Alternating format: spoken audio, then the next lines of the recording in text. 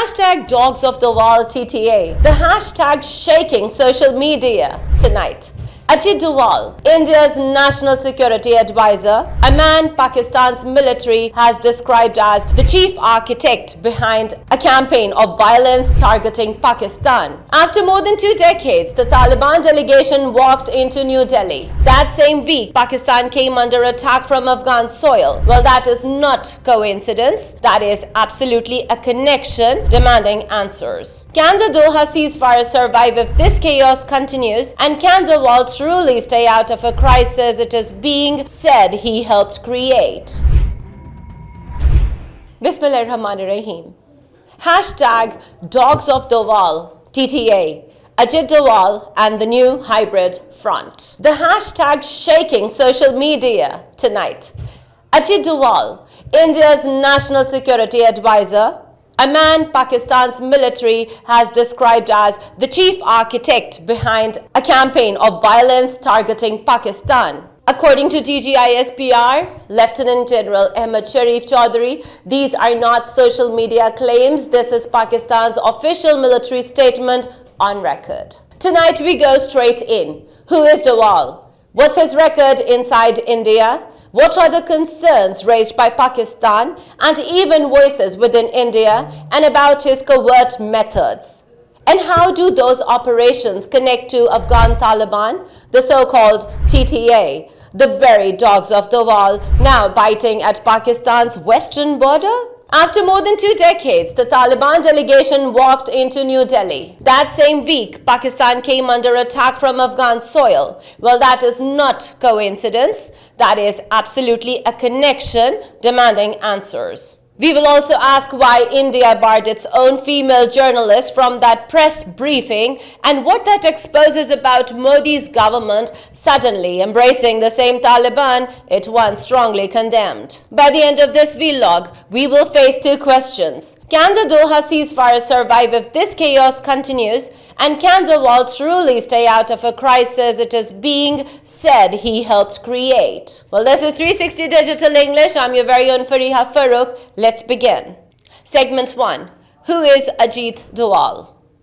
The record and mindset. Ajit Doval, the former spy master turned India's national security advisor, a career officer of the Intelligence Bureau, he built his image on covert operation from Punjab to Kashmir. But even inside India, his methods have faced severe criticism. The Wire and Caravan magazine accuse him of promoting an offensive defense doctrine, a policy of covert aggression to score political victories. Congress MP Shashi Tharoor warned him that Doval's approach risks pushing India towards permanent conflict. He is not a strategist of peace. He is a practitioner of pressure. And that pressure, Pakistan believes, is now being exported west through militant proxies operating from the Afghan soil. Segment 2. How Doval uses the TTA, the new hybrid pattern. According to Pakistan's security agencies, recent attacks on our border posts follow Doval's blueprint: hybrid warfare, deniable proxies, and indirect destabilization. It is being said that Indian intelligence has reactivated dormant Afghan networks to strike Pakistan's western front, using the TTA as a channel of chaos.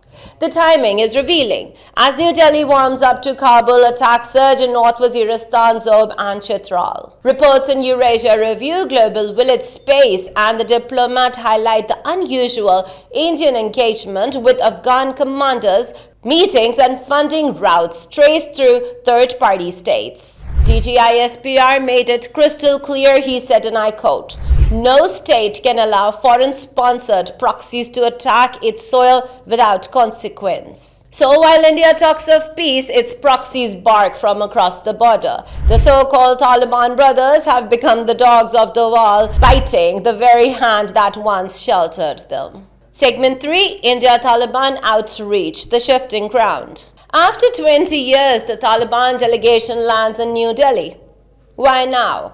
India once called the Taliban terrorists, now it's shaking hands and exchanging smiles. Afghan Foreign Minister Amir Khan Muttaqi's presence there coincided directly with attacks on Pakistani troops from Afghan territory. Even Indian media itself was stunned.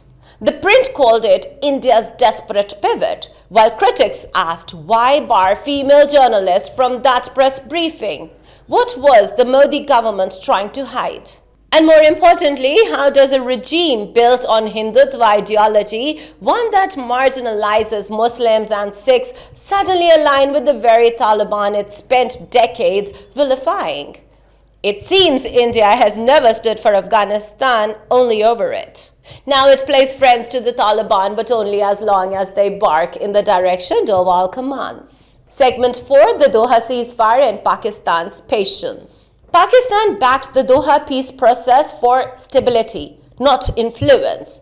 But after its collapse, terror incidents along our western borders rose over 65% according to official data. Pakistan's position is unwavering. We respect Afghanistan's sovereignty, but Afghan soil cannot and will not be used against Pakistan. As DGISPR warned, he said, and I quote, "There will be consequences for those who sponsor or facilitate attacks against Pakistan." Segment 5, my analysis. From a defense perspective, this visit exposes a stark contradiction in India's approach. The same government that promotes Hindutva, limits Muslim freedoms at home, and bans hijabs is now extending diplomatic courtesies to the Taliban, a regime known for extremism and human rights violation. Opposition voices inside India have called it hypocrisy. Analysts warn it undermines India's credibility in the region. While the Taliban have not changed, what has shifted is Delhi's strategy. This outreach appears driven by opportunism, not principle. Pakistan, by contrast, remains steadfast. Our borders, our people, and our security will not be compromised by foreign proxies or political games. In my view, the real lesson here is very clear. Nations cannot cloak self-interest in diplomacy while ignoring ethics and stability. Pakistan's vigilance is both necessary and justified. This is 360 Digital English. I'm your very own Fariha Farooq. Take care. Allah Hafiz.